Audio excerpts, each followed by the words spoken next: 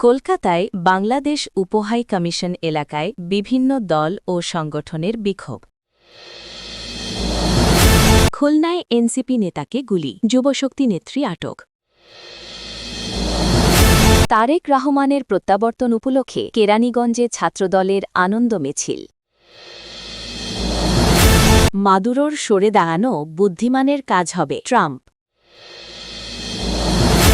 NCP নেতাকে গুলি, দেশটা ঠেকাতে বিজিবির কড়া নজরদারি। আজকের আলোচিত শিরোনাম এই ছিল। এখন আমরা বিস্তারিত খবরে আসছি, কিন্তু তার আগে একটি অনুরোধ, প্রতিদিনের আপডেট খবর সবার আগে পেতে ভিডিওটিতে লাইক করুন এবং চ্যানেলটি সাবস্ক্রাইব করুন। বাংলাদেশি সংখ্যালঘু হিন্দুদের ওপর নির্যাতনের প্রতিবাদে সোমবার কলকাতায় বাংলাদেশ উপহাই কমিশন এলাকায় পৃথকভাবে বিক্ষোভ মিছিল ও প্রতিবাদ সমাবেশ করেছে জাতীয় কংগ্রেস, নাস্তিক মঞ্চ এবং বিজেপি। দুপুরে জাতীয় কংগ্রেস একটি বিক্ষোভ মিছিল করে। এক পর্যায়ে মিছিলকারীরা পার্ক সার্কাস এলাকার বাংলাদেশ উপহাই কমিশনের দিকে গেলে পুলিশ মিছিল আটকিয়ে বেগবাগানের মুখে থামায়। সেখানে কংগ্রেসের মিছিলকারীরা স্লোগান দেয় এবং প্রতিবাদ জানায়। পরই কংগ্রেসের 5 সদস্যের একটি প্রতিনিধি দল উপহাই কমিশনে গিয়ে অভিযোগ পেশ করে। প্রতিনিধি দলের মধ্যে ছিলেন কংগ্রেস নেতা তারক পাল, মানস সরকার, কৃষ্ণা দেবনাথ, তপন আগরওয়াল ও আজমাল খান। এর আগে নাস্তিক মঞ্চের 2 সদস্য উপহাই কমিশনে গিয়ে প্রতিবাদ জানান।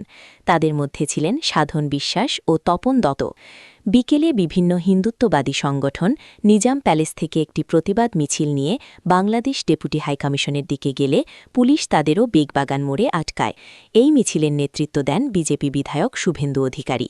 তিনি তীব্র ভাষায় বলেন, বাংলাদেশের হিন্দুরা আমাদের আত্মীয়, তাদের ওপর হামলা ও নির্যাতন আমরা মেনে নেব না। ময়মনসিংহের শ্রমিক দীপু দাসকে হত্যা করে গাছের সঙ্গে বেঁধে দাহ করা আমরা মেনে নেব না। এভাবে হিন্দুদের ওপর নির্যাতন চললে আমরা প্রতিবাদ করতে বাধ্য হব। প্রয়োজনে বাংলাদেশের সঙ্গে সার্বিক সম্পর্ক এবং ব্যবসা বাণিজ্য বন্ধ করতে আমরা বাধ্য হব। শুভেন্দু অধিকারী আরও জানান, আগামী শুক্রবার ২৬ ডিসেম্বর আবার কলকাতার বাংলাদেশ উপহাই কমিশন এলাকায় তারা বিক্ষোভ করবে।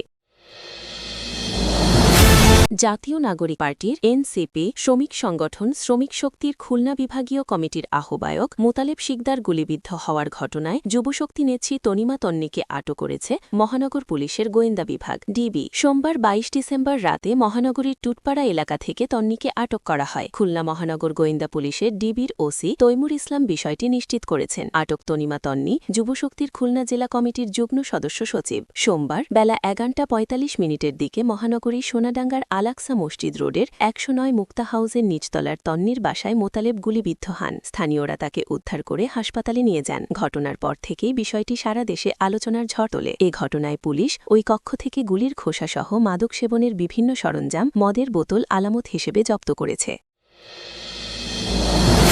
ভেনেজুয়েলার রাজনীতি ও তেল সম্পদ ঘিরে আন্তর্জাতিক উত্তেজনা তীব্র হয়ে উঠছে। যুক্তরাষ্ট্রের প্রেসিডেন্ট ডোনাল্ড ট্রাম্প বলেছেন, ভেনেজুয়েলার প্রেসিডেন্ট নিকোলাস মাদুরোর ক্ষমতা ছেড়ে দেওয়া বুদ্ধিমানের কাজ হবে। একই সময় ভেনেজুয়েলার গুরুত্বপূর্ণ মিত্র রাশিয়া প্রকাশ্যে মাদুরো সরকারের প্রতি পূর্ণ সমর্থন জানিয়েছে। ফ্লোরিডায় নিজের বাসভবনে সাংবাদিকদের সঙ্গে কথা বলতে গিয়ে ট্রাম্প বলেন, মাদুরো ১২ বছর ধরে ক্ষমতায় আছেন, তিনি কি করবেন তা তার সিদ্ধান্ত। তবে ট্রাম্পের মতে সরে দাঁড়ানোই তার জন্য ভালো হবে। তিনি আরও হুঁশিয়ারি দেন, মাদুরো যদি কঠোর অবস্থান নেন তাহলে ভবিষ্যতে তার জন্য পরিস্থিতি আরও কঠিন হতে পারে। এরই মধ্যে যুক্তরাষ্ট্র ভেনেজুয়েলার তেল খাতকে লক্ষ্য করে নৌ অবরোধ জোরদার করেছে। ট্রাম্পের দাবি, মাদুরো সরকার তেল বিক্রির অর্থ ব্যবহার করছে মাদক সন্ত্রাস, মানব পাচার, হত্যা ও অপহরণে। তিনি অভিযোগ করেন, ভেনেজুয়েলা তেল সম্পদের ওপর নিয়ন্ত্রণ নিয়েছে, তেল খাত জাতীয়করণ, রাষ্ট্রের মালিকানায় নেওয়া। যুক্তরাষ্ট্র তা ফিরিয়ে নিতে চায়। ওয়াশিংটনের এই পদক্ষেপের তীব্র সমালোচনা করেছে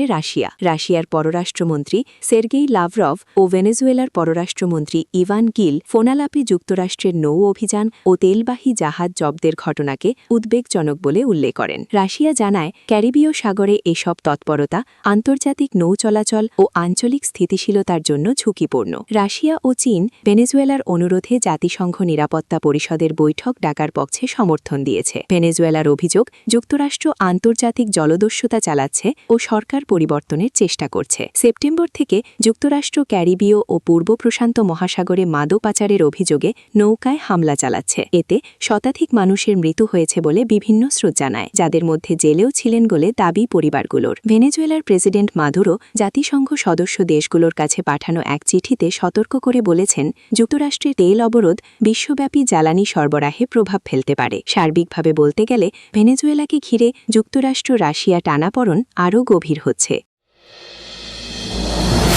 খুলনায় জাতীয় নাগরিক পার্টি এনসিপির কেন্দ্রীয় সমন্বয়ক ও শ্রমিক উইংয়ের খুলনা বিভাগীয় আহ্বায়ক মোতালেব সিকদারকে গুলি করে গুরুতর আহত করার ঘটনায় কুষ্টিয়া ও মেহেরপুর সীমান্ত এলাকায় সর্বোচ্চ সতর্কতা জারি করেছে বর্ডার গাইড বাংলাদেশ বিজিবি। অপরাধীরা যাতে সীমান্ত অতিক্রম করে পার্শ্ববর্তী দেশে পালিয়ে যেতে না পারে সে লক্ষ্যে কুষ্টিয়া ও মেহেরপুর জেলার সীমান্তবর্তী এলাকায় নজরদারি জোরদার করা হয়েছে। সোমবার ২২ ডিসেম্বর বেলা ১১টার দিকে খুলনা মহানগরীর সোনাডাঙ্গা আদাসিত এলাকায় দুর্বৃত্তরা মোতালেব সিকদারকে লক্ষ্য করে গুলি চালায়। এতে তিনি গুরুতর আহত হন। মোতালেব সিকদার এনসিপির কেন্দ্রীয় সমন্বয়ক এবং দলটির খুলনা বিভাগীয় শ্রমিক উইংয়ের আহ্বায়ক হিসেবে দায়িত্ব পালন করে আসছিলেন। ঘটনার পরপরই কুষ্টিয়া ব্যাটালিয়ন ৪৭ বিজিবি তাদের দায়িত্বপূর্ণ কুষ্টিয়া জেলার দৌলতপুর সীমান্ত এবং মেহেরপুর জেলার গাংনী সীমান্ত এলাকার বিওপিগুলোতে নজরদারি ও টহল জোরদার করে। সোমবার সন্ধ্যায় পাঠানো এক সংবাদ বিজ্ঞপ্তিতে বিজিবি জানায়, অপরাধীদের দেশ ত্যাগ ঠেকাতে সীমান্ত এলাকায় নিশ্ছিদ্র নিরাপত্তা ব্যবস্থা গ্রহণ করা হয়েছে।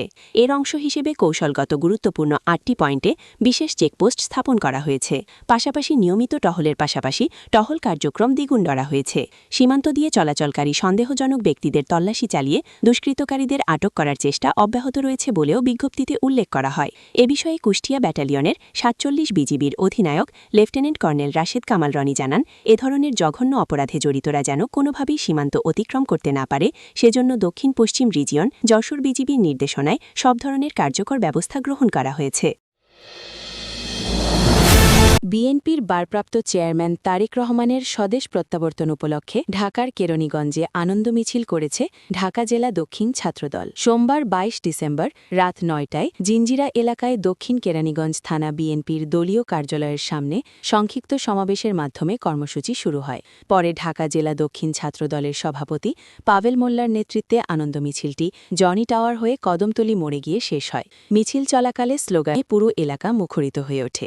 সমাবেশে পাভেল মোল্লা বলেন, তারেক রহমানের স্বদেশ প্রত্যাবর্তনের মধ্য দিয়ে বাংলাদেশের রাজনীতিতে নতুন দিগন্ত উন্মোচিত হবে। দীর্ঘ ১৭ বছর অপেক্ষার পর তার দেশে ফেরা জাতির জন্য একটি গুরুত্বপূর্ণ মুহূর্ত। তিনি আরও বলেন, বিদেশে অবস্থান করেও তারেক রহমান দলীয় ঐক্য অটুট রেখেছেন। তার জনপ্রিয়তায় ভীত একটি মহল ষড়যন্ত্রে লিপ্ত থাকলেও কোনো ষড়যন্ত্রই এই প্রত্যাবর্তন ঠেকাতে পারবে না। আনন্দ মিছিলে ঢাকা জেলা দক্ষিণ ঠ্যাকচবালের সাংগঠনিক সম্পাদক শাহরুখ খান পাপেল, দক্ষিণ কেরানীগঞ্জ থানা ছাত্রদলের সদস্য সচিব জুয়েল, তেঘরিয়া ইউনিয়ন ছাত্রদলের সভাপতি আবির মোল্লা এবং বিভিন্ন ইউনিটের নেতৃত্বকর্মীরা উপস্থিত ছিলেন।